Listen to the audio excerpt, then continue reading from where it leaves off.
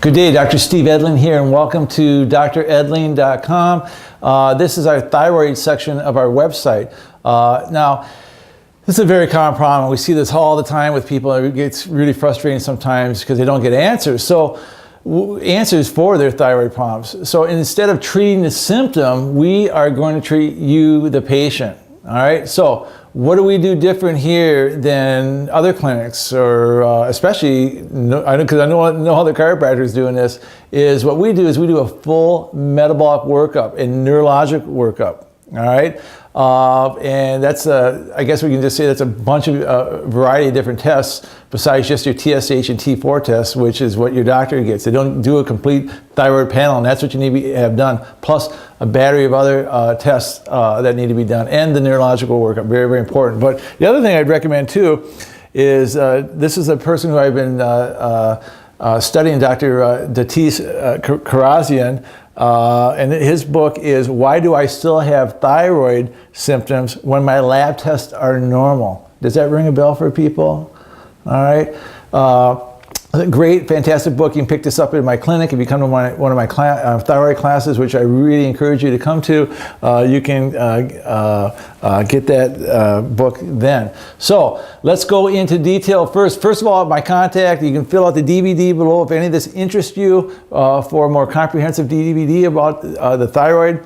Or you can come to one of my seminars, or you can just call 715-294-3100. We can send out our information that you need to fill out and get that back to me at least 48 hours before I see you, okay? So, what I'd like to do first of all is talk a little about the thyroid and why you're feeling the way you're feeling. So, how does the thyroid work? Let's talk about that. The hypothalamus is part of the brain, all right, and it sends a hormone, thyroid releasing hormone, to the pituitary gland.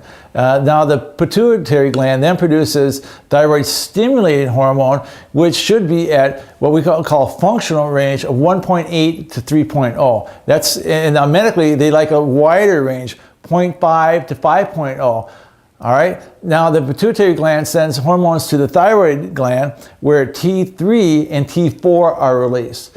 And what that basically means is you have like three things of iodine connected onto the thyroid, and then you have three or four iodines which are attracted to the thyroid. So T3, now the important thing here is T3 is the only one that is active and goes into the cells and drives your thyroid metabolism. That's what happens when you have a hypothyroidism.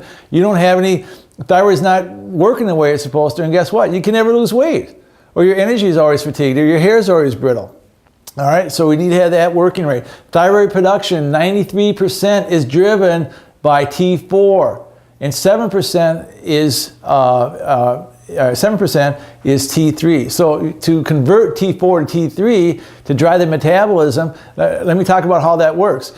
That happens, 60% of T4 is converted to T3 in the liver, 20% is converted in the gut, and 20% is never used. Now, there's 6 major pathways that's going on that causes hypothyroidism. Here's the problem with the medicine. Medicine only looks at the TSH pathway. All right, and that's only one out of the 6 pathways which are going to help you with your symptoms. And that's why these people that come in, they've been in Synthroid for 20, 30 years and don't get any relief. All right. And they haven't got any answers. So 27 million Americans suffer from symptoms of hypothyroidism. All right, 1 out of 6 pathways help. So what about the other 5 pathways? And that's what we just talked about a little bit earlier. So 83% suffer from hypothyroidism, can't be helped with what? With Synthroid. That's what you get. All right, so the number 1 pathway, let's go review the pathways here. The number 1 pathway is primary hypothyroidism. Now, this is the one pathway that Synthroid can be helped. All right, take Synthroid, and it's going to help you, and you're going to feel a world of difference. And you got to be on it. All right, these people, and here's the thing: the people, you guys that are getting relief with that aren't watching this video here, and that's why, like I said, most people have been suffering for 20, 30 years and not getting any relief. And they finally come in, maybe with a back pain or something else. I look at their history and I go, "Oh my God, they've been on this for how long? Forever," and they're not getting any relief. So I see these people all the time. They've tried every type of weight loss thing possible. The doctor just keeps upping the Synthroid and no relief, all right? Because why? Because it's not the right pathway. And if you're autoimmune, that trumps everything. And we don't have any time to go through the what autoimmunity is in Hashimoto's. But if you got Hashimoto's, you're autoimmune, the Synthroid is not going to work. Now, the second pathway is hypothyroidism secondary to hypopituitary function. So the pituitary gland up in the brain isn't sending releasing the hormone that's supposed to be down to the thyroid. So the thyroid's fine, but the pituitary is the problem. So then when we check the TSH level, that should be what we talked about, 1.8 or lower. The problem with this is low TSH, and you should have hyperthyroid symptoms. Okay, but the problem is what causes the pituitary to get hyperfunction, what causes this is what? It's stress, not enough sleep, infections, coffee. So you can have what we call adrenal stimulants that cause what?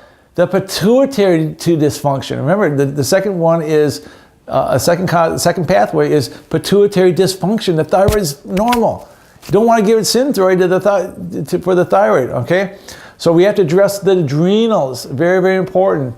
All right, another cause of the second pathway is postpartum depression. All right, that'll cause the pituitary not to function right.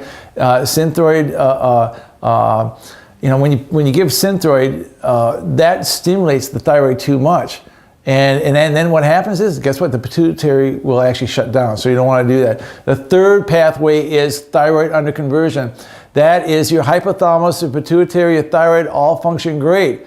What happens? Now the liver isn't functioning the right way in converting T4 to T3. Remember, that's what it does. 60% of it does in the liver.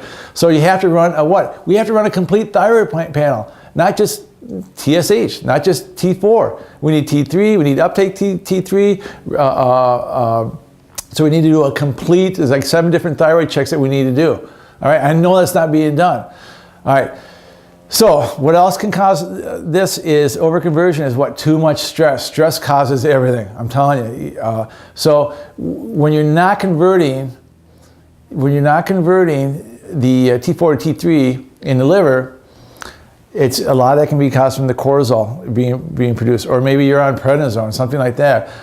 Too much stress in your life. You have infections. You have lipid peroxidase, which is a free radical. And when a free radical gets into the cells, and when the T4 can't be converted into the T3, that is not a good thing. And guess what? You can take all the thyroid medication you want. It's not going to do any help, all right? So we need to address the adrenal problems here also, and your stress levels, all right? Number 4 is the overconversion, the thyroid symptoms. So overconversion, that is when we get too much T4 to T3.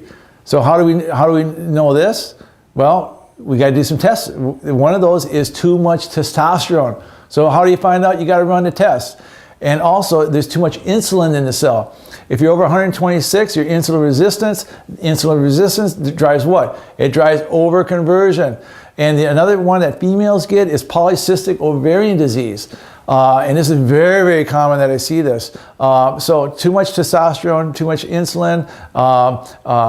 Ladies might have, how do you know? You might have hair on your chin or on your chest, and gals don't like that. All right, too much testosterone, that can cause an overconversion. Number 5, the 5th pathway is hypothyroidism due to elevation of TBG, and that binds T4. TBG is like a taxi cab, all right, that gets a conversion from T4 to T3 in the stomach.